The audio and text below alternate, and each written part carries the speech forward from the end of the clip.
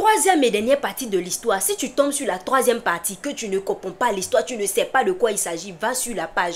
Tu vas voir les deux dernières vidéos, là, il y a la première partie et la deuxième partie, tu vas te retrouver. Donc la fille, elle a fait l'échographie, elle a vu que c'était 2 dans le ventre, elle s'est dit que quoi? Comment je vais gérer la situation? La première idée qui était dans sa tête là, c'était de donner chacun sa part d'enfant.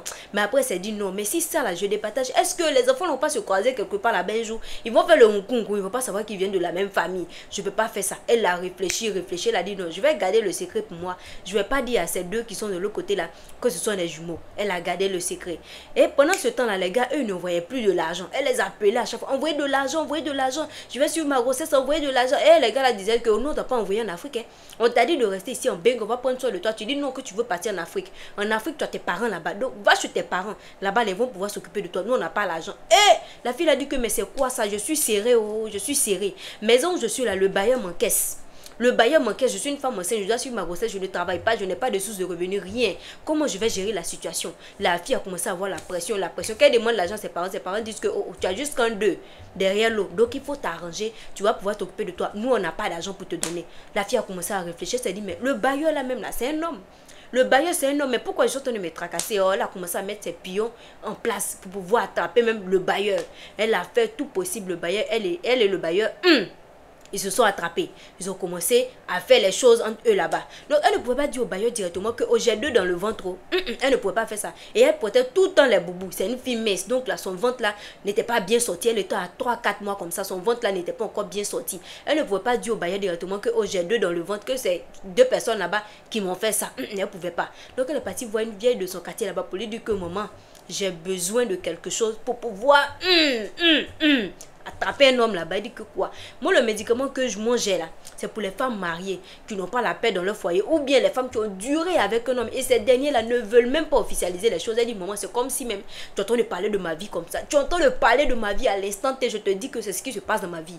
Depuis j'ai 18 ans, le gars là, je suis avec lui mais il ne veut rien faire de bon. Je dis que j'ai besoin de ce médicament. La femme a eu pitié d'elle. Elle a eu pitié d'elle, pardon.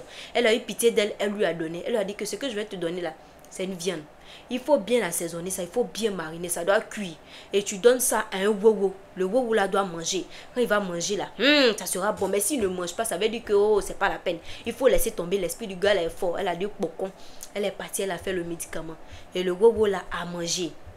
Quelque temps plus tard, elle a appelé le bailleur. Elle a commencé à causer avec le tout pour voir si le médicament là a pris le gars. Le gars aussi a commencé à bien parler. Il y avait le miel. Le gars lui a dit déménage chez toi là-bas et viens rester avec moi. Laisse la maison là. Je vais donner ça à une autre personne. La personne va louer. Elle a vu que voilà, le médicament là a commencé à faire effet.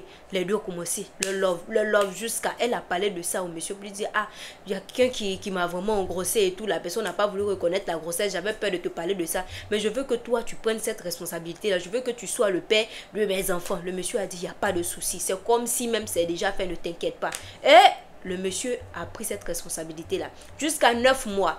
Elle a accouché. Quand elle a accouché, sa maman était partie lui rendre visite. Elle a dit à sa maman, appelle les deux qui sont de l'autre côté là.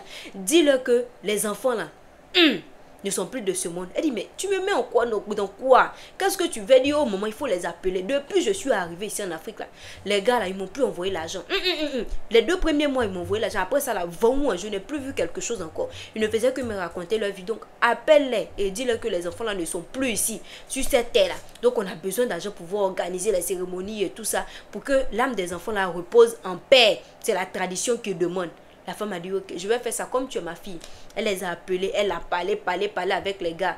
Les gars ont demandé, ok, mais vous avez besoin de combien? Elle dit, ce que vous pouvez envoyer. Les gars l'ont envoyé chacun leur part. Quand ils ont mis ensemble, ça faisait 7 600 000 francs. Elle a donné aussi à sa maman. Elle a pris le reste pour ouvrir un petit salon de coiffure. Et actuellement où je vous parle là, elle vit avec son bailleur dans la même maison. Il a pris les 2 enfants en charge. Il a pris les 2 enfants en charge. Elle appelle les gars qui sont de l'autre côté là en bengue et tout. Ils causent comme ça. Mais il n'y a rien d'eux d'après elle.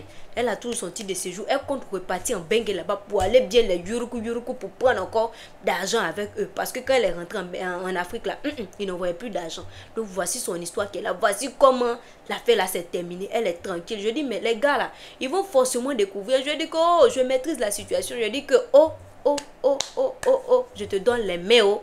Je te donne les mains. Voici son histoire. Qu'est-ce que vous en pensez? Elle va lire vos commentaires. Donc doucement.